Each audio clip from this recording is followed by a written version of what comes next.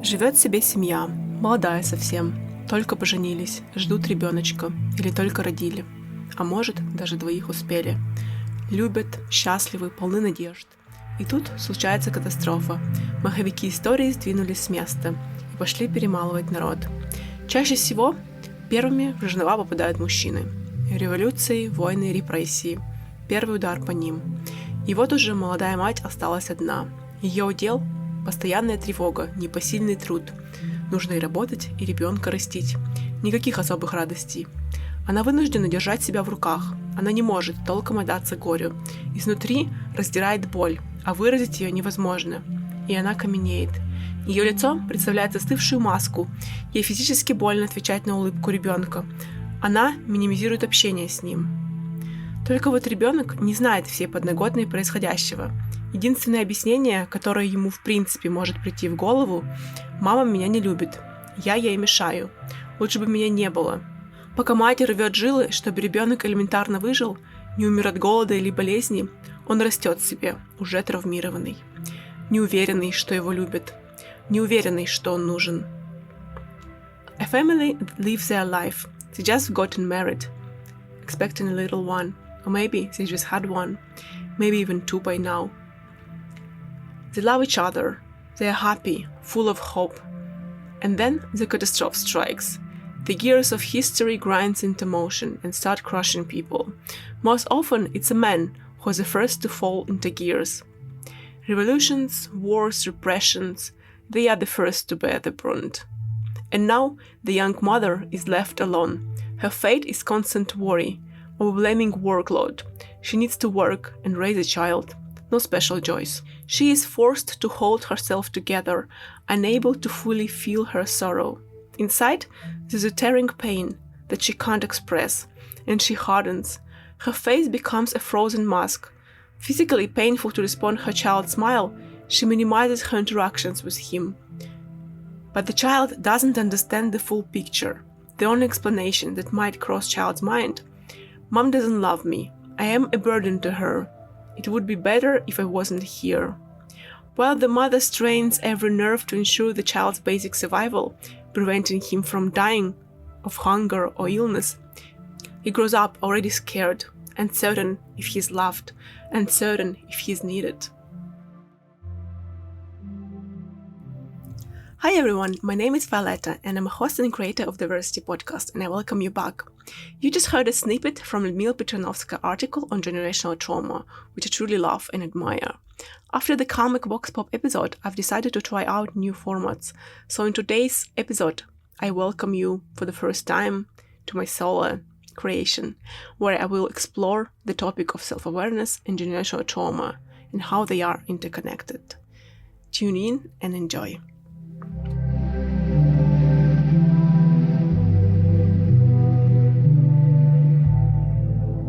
You might ask me, why did you choose this episode, dear Violetta? We want to have fun and some laughs and entertainment.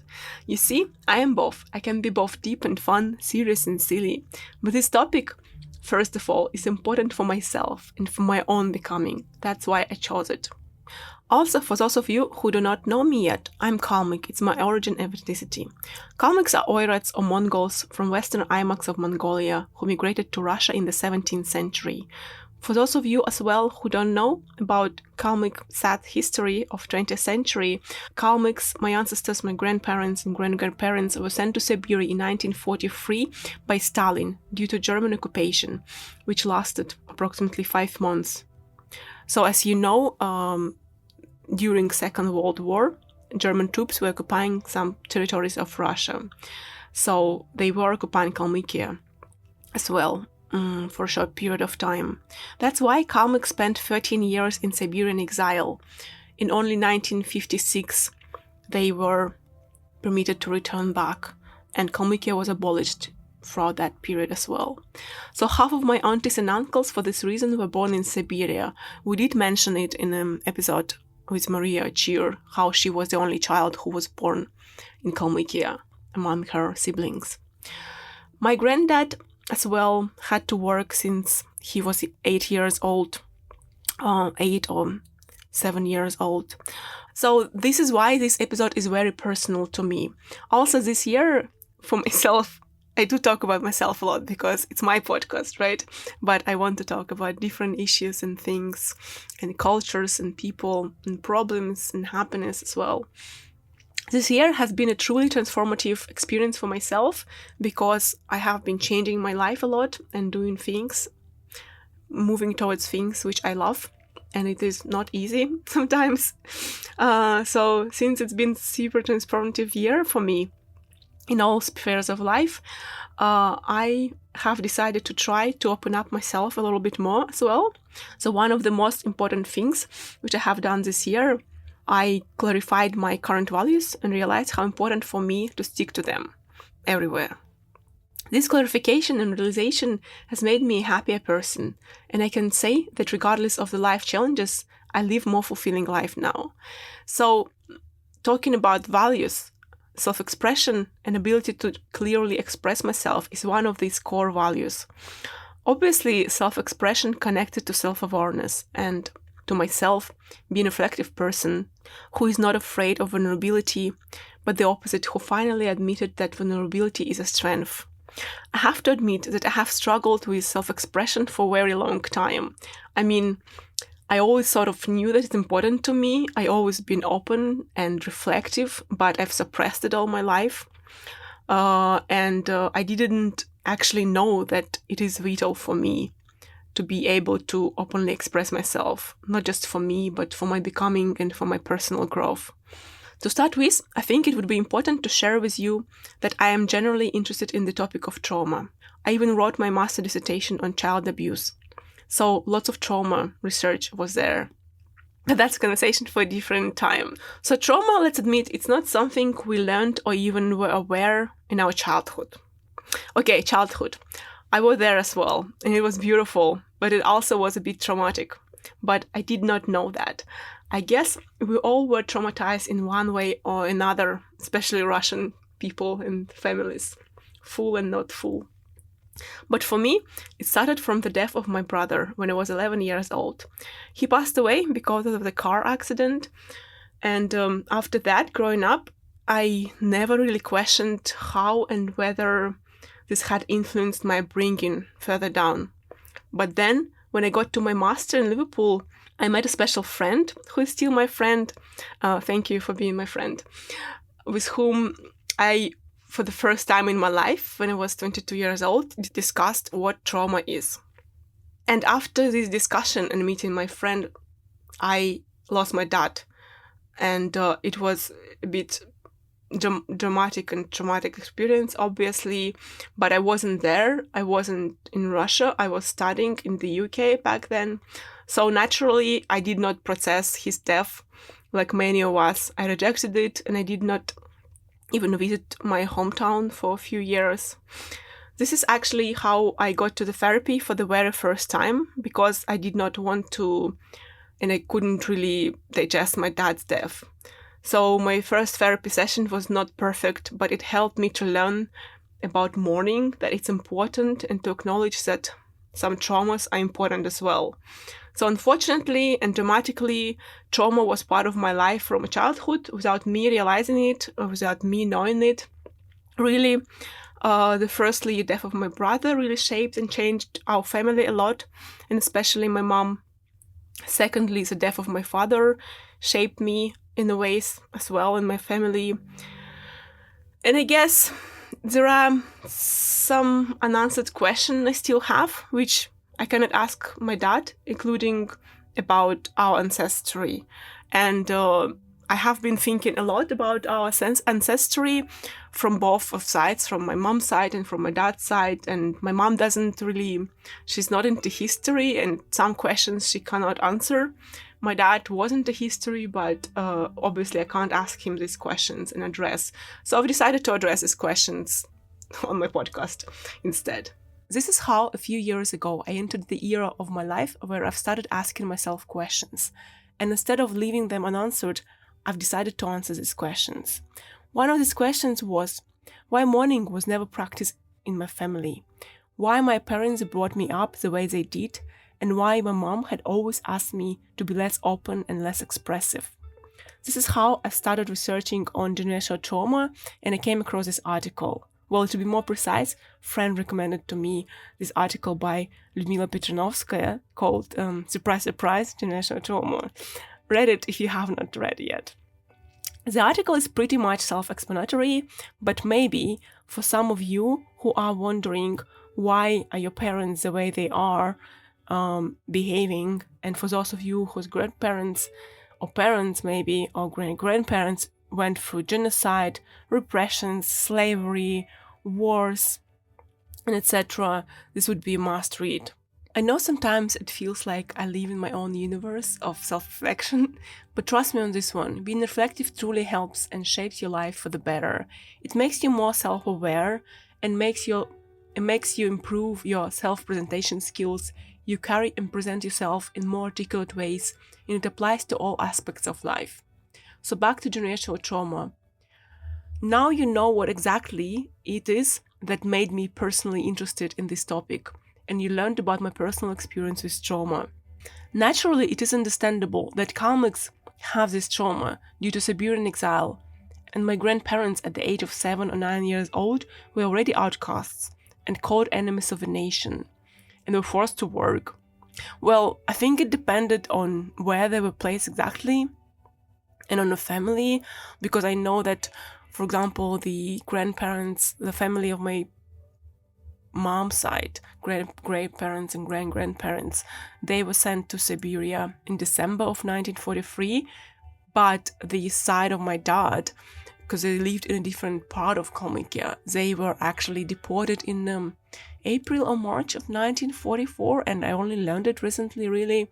So they had time to prepare their cattle and to sell everything, to pack, and etc. But yeah, a lot of people and children were forced to work from an early age. But don't worry, I'll do a separate episode on Siberian Exile, because it's such a big topic and it is important to talk about it, not just for our generation, but for the preservation of history, and generally it's very important and untalked topic to my personal opinion. So this is why I would like to clarify exactly what generational trauma is and how it is interconnected with self-awareness due to my own personal interest and due to the history of my people and my family. To understand generational trauma, obviously it is better to ask an expert. This is what I did. I asked the gestalt therapist Inna this question. So Inna has been working with trauma and abuse for a number of years. I asked her how generational trauma is connected to self-awareness. You will hear her original answers in Russian now, and then I will translate these answers for my international audience. So if you don't want to hear Russian, you can just skip a few minutes and then you hear my voice. So the reason for it is that I know that there are some Kalmyk people who are listening from a podcast and Mongolian people potentially. That's why I wanted to be slightly bilingual, and I wanted to have some Russian in it, language. Now you will hear Inna's answers to the questions of what is generational trauma, how does it influence us subconsciously, and how it is connected to self-awareness. Когда происходит какое-то масштабное травмирующее событие, которое задевает не личность, не какую-то семью в частности, а целое поколение, социум, это называется травма поколений. Как пример, это ссылки, это репрессии, это война, революции. И как это связано с самоосознанием личности, связь прямая, это может влиять очень по-разному, но точно влиять. Например, где-то наши мамы, бабушки болезненно реагируют, когда мы не доедали еду. Это история, что нельзя играть с едой, нельзя выбрасывать еду. Это последствия голода. Это последствия голода, и бывает такое, что человек даже сам не чувствовал голод, не жил в этом, но берет себе страх родителей, страх бабки, которая блокаду пережила, и там священный ужас перед тем, как не доесть с тарелки хлеб. Что еще может считаться за травму поколений? Война. Война, когда отцы уходили на войну, когда дети росли без отцов, когда матери тащили на себе все. Это тоже очень разным, но всегда нехорошим способом откладывало и формировало травму. А также репрессии, раскулачивание может тоже по-разному влиять. Часто вырастают люди, которые не могут, накопить деньги, им нужно потратить деньги, потому что когда деньги у меня есть в каких-то накоплениях, это страшно. Когда мы раскапываем, что там дальше, почему, так происходит, мы всегда выходим на какого-нибудь родственника, которого репрессировали, и поэтому есть бессознательный страх, что отберут, да, то есть деньги начинают жечь карман, и их хочется потратить. А вот так травма поколений совершенно, по-разному, но в целом по одним и тем же схемам влияет на самосознание человека. You just heard Ina's answer to above mentioned questions about generational trauma, and you will hear a translation of her answers now in English for my international audience. When there is a significant traumatic event that affects not a specific individual or family, but an entire generation, society, that's called generational trauma. As an example, this could be such events as repressions, wars, and revolutions. For instance, our mothers or grandmothers might react sensitively when we don't finish our food. This story is not about playing with food, not wasting it. These are the consequences of hunger, and sometimes a person may not even have felt hunger themselves, but they inherit their parents' fear. It is the fear of their grandmothers who survived the blockade, and there is a sacred dread of not finishing the bread on their plate.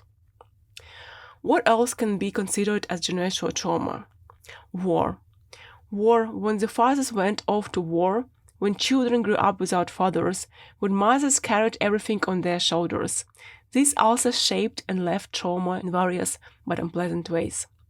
Likewise, repression, decolonization can also have different effects. Often, people who cannot save money grow up, they need to spend money because having money saved somewhere feels terrifying. When we dig into what's beyond that, why it is happening, we often find a relative who was repressed. And that is why there is an unconscious fear of something or money being taken away. Money starts burning a hole in their pocket, and they want to spend it. This is how generational trauma affects an individual's self-awareness through different ways, but generally following the same patterns. Now you will hear a second question I've asked Inna, which in English sounds like this. Why generation of our parents do not even think about generational trauma and do not try to make an effort to work on it? In Russian, this question would sound: почему поколение наших родителей даже не задумывается о травме поколения и не пытается с ним работать? Поколение наших родителей все-таки в большинстве своем живут с мыслью, что некоторые вещи лучше не трогать. Их нужно подавлять, замалчивать. И вот этого знания, что подавленное, несказанное имеет на нас над нами гораздо большую власть, этого понимания, к сожалению, пока нет. На самом деле мы сейчас — это первое поколение, которое настолько начинает разбираться в травмах, в том, как это все работает, в том, что негативные эмоции нужно проговаривать, какие-то семейные тайны нужно проговаривать, теневые части личности нужно доставать, иначе это уходит в тело, в психосоматику, в зависимости, в психологические травмы. На самом деле наши родители в большинстве своем просто массово не изучают работу с психологией, работу с травмой. И им кажется, что лучше не трогать. Опять же, соприкасаться со своими негативными чувствами, со своими травмами, иногда кажется, что это будет очень больно, и лучше не трогать, лучше забыть и не помнить. Хотя, естественно, мы это все не забываем, мы все это помним. А, и когда мы это начинаем прорабатывать, это как вскрыть нарыв, который заражает организм. Но поколение наших родителей, повторюсь, предпочитает не трогать, чтобы не было больно, чтобы не было тяжело, потому что привыкли уже жить с этим, подавляя, не трогая, не работая с этим. И иногда мы настолько сживаемся со своей травмой, что она уже не очень не мешает нам жить. Это как есть такое сравнение с собакой, лежащей на гвозде. Недостаточно больно, чтобы отойти, но достаточно больно, чтобы скулить. Вот во многом, к сожалению, наши родители, вот такие вот лежащие на игле, без сил, без желания и со страхом что-то поменять, к чему-то здесь притронуться у себя внутри и начать с этим работать. You just heard Ina's answer to above mentioned question on generational trauma and how our parents treat it and why they do not work with it. I will translate it to you in English now. Our parents' generation still, for the most part, lives with the belief that certain things are better left untouched, that they should be suppressed and silenced. Unfortunately, there is still no understanding of the power that suppressed and unsaid things hold over us. In reality, we are the first generation that is just beginning to delve into the concept of trauma, to understand how it all works, to navigate emotions, that negative emotions needs to be spoken about, that certain things and family secrets needs to be addressed. The shadow aspect of our personalities needs to be brought up to light. Otherwise, they manifest in our bodies, in psychosomatic issues, in dependencies, and psychological traumas.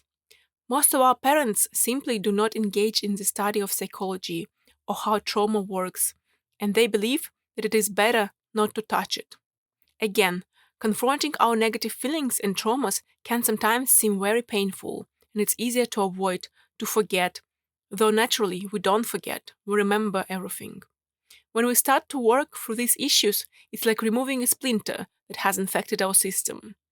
However, our parents' generation prefer not to touch it, so it doesn't hurt, so it's not difficult, because they have grown accustomed to living with it, suppressing it, leaving it unaddressed. Sometimes we become so accustomed to our trauma that it no longer seems to hinder our lives. There is a great comparison. It's like a dog lying on a nail. It's not painful enough to move, but it's painful enough to whine. Unfortunately, to a large extent, we and our parents are like those dogs lying on the nail, without the strength or desire to change something, to touch something deep within us and start working on it. I also addressed another question to Ina, which is how generational trauma exactly connected to self-awareness. You will hear her answer in Russian now. На самосознание человека травма поколений влияет напрямую, потому что это какой-то набор определенных черт личности, который помог в этой травме выживать либо адаптироваться. Например, ребенок в семье, в поколении, где происходят различные репрессии, у него уже есть определенный набор убеждений, которые ему вот сейчас помогают. Ну, например, там, не хвастаться, не показывать, что ты имеешь много, не привлекать внимания, быть как можно тише. Да? То есть здесь определенный набор черт, убеждений, установок, которые характерны для поколения, которые помогают выжить именно вот в этот момент. Generational trauma directly affects a person's self-awareness because it comprises specific personality traits that help to survive or adopt that trauma. For example, a child in a family or generation where various repressions occur already possess a specific set of beliefs that currently assist them. For example, not boasting, not showing that you have a lot, not attracting attention, being as quiet as possible. In other words, there is a specific set of characteristics, beliefs, and attitudes that are the characteristics of the generation which help to survive precisely at that moment. From Ina's answer, you can see that there are some underlying issues that are subconsciously ingrained in us, such as how parents unconsciously pass these things to us. The purpose of this episode for me is to start the conversation and to kick off the reflective series on mental health and to trigger the discussion about generational trauma, particularly in the scope of Kalmyk deportation to Siberia in 1943. As this is a sad, however important chapter in the history of my people, since the consequences of Siberian exile we bear up until this day.